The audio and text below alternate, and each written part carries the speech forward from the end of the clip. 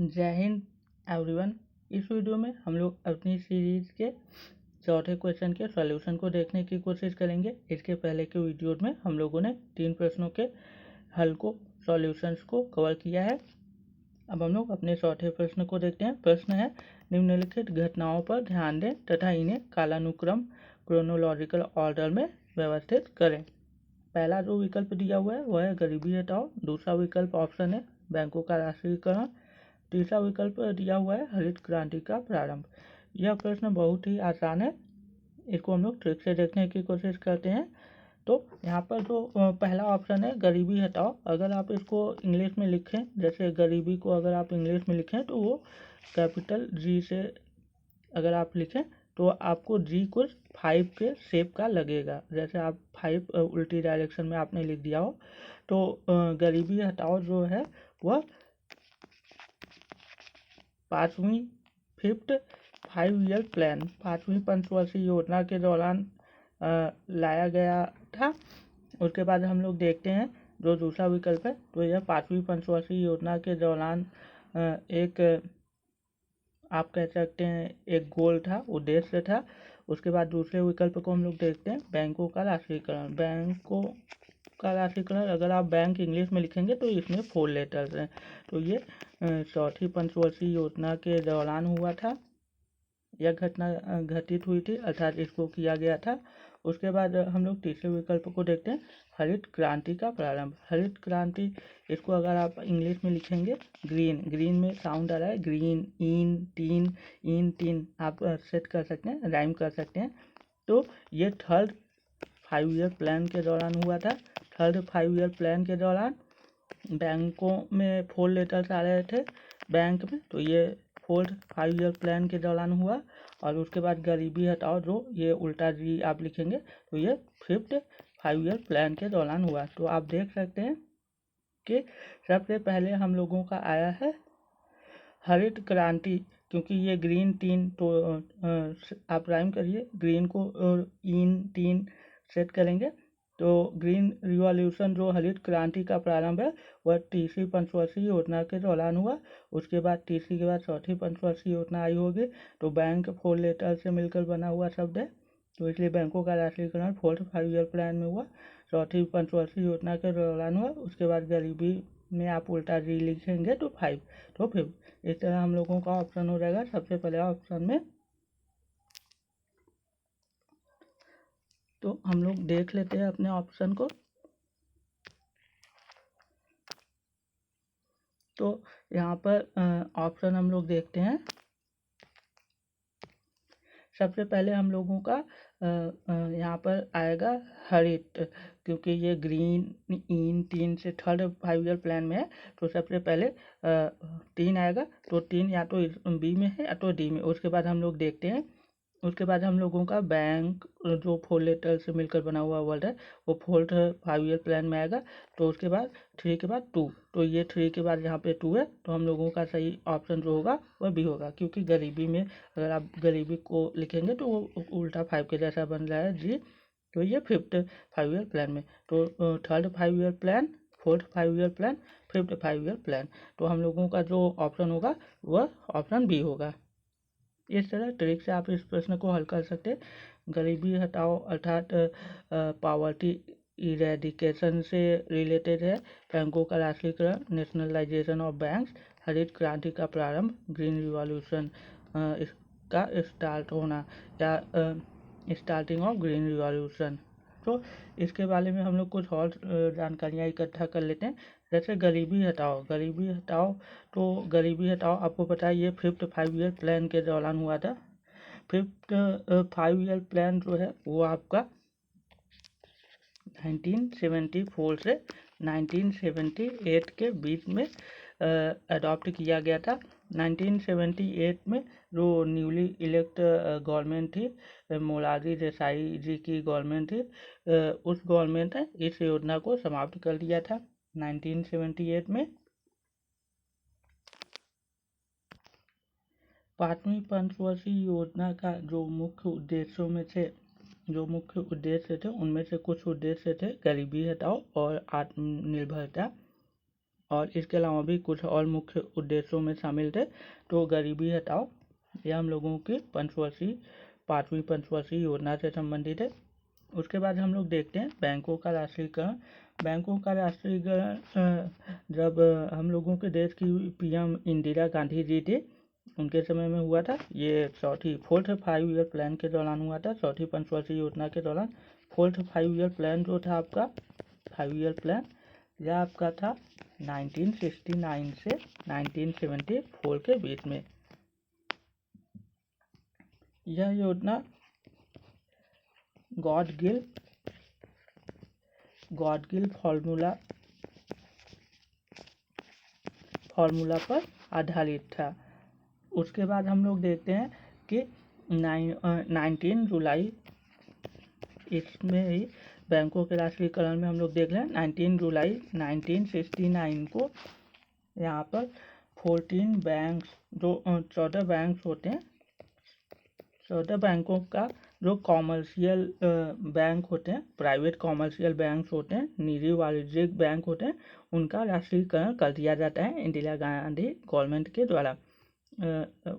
राष्ट्रीयकरण या नेशनलाइजेशन का मतलब होता है कि किसी भी प्राइवेट संपत्ति को सरकार के द्वारा अपने नियंत्रण में ले लेना और उसका अधिकार ले लेना। इसको इंग्लिश में आप बोल सकते हैं nationalisation means taking over the ownership and control of private institutions आप बोल सकते हैं बाय द गवर्नमेंट। तो यहाँ पर ये चौथी पंचवर्षीय योजना के दौरान हुआ इंदिरा गांधी सरकार के समय। उसके बाद गरीबी हटाओ यह हम लोगों का 5वीं पंचवर्षीय योजना के दौरान हुआ था। और उसके बाद हम लोग हरित क्रांति के बारे में थोड़ी जानकारी ले लेते हैं जो कि ग्रीन टीन इन तीसरी पंचवर्षीय योजना के दौरान हुआ था। तो यहाँ पर 1961 में भारत में M S Swaminathan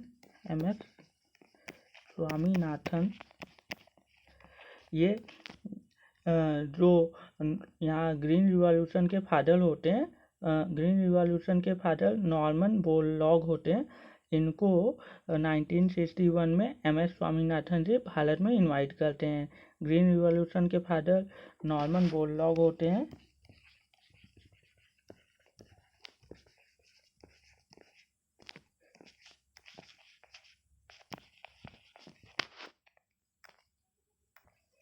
Norman Borlaug एक एग्रीकल्चरल साइंटिस्ट होते हैं। इनको 1970 में नोबेल पीस प्राइज मिलता है। नोबेल पीस प्राइज मिलता है वो इसलिए मिलता है क्योंकि इन्होंने अपने जो ग्रीन रिवॉल्यूशन से बहुत से लोगों को मृत्यु से बचाया था, मतलब भुखमरी से बचाया था, इसलिए इनको नोबेल का शांति पुरस्कार प्राप्त होता है, प्रदान किया जाता है 1970 में।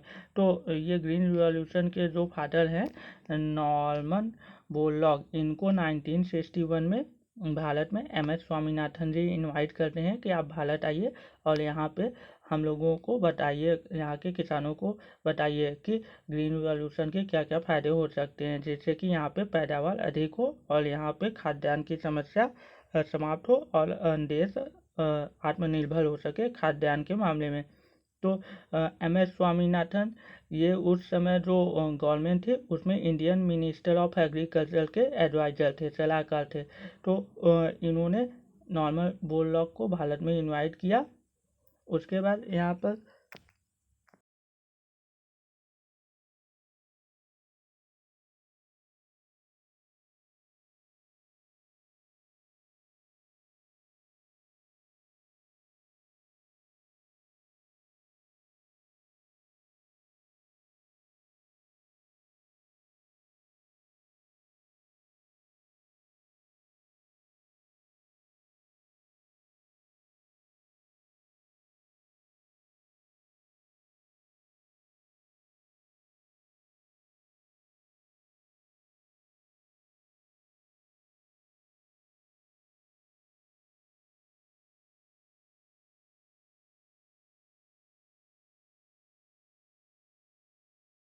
हम लोग बोलते हैं हरित क्रांति।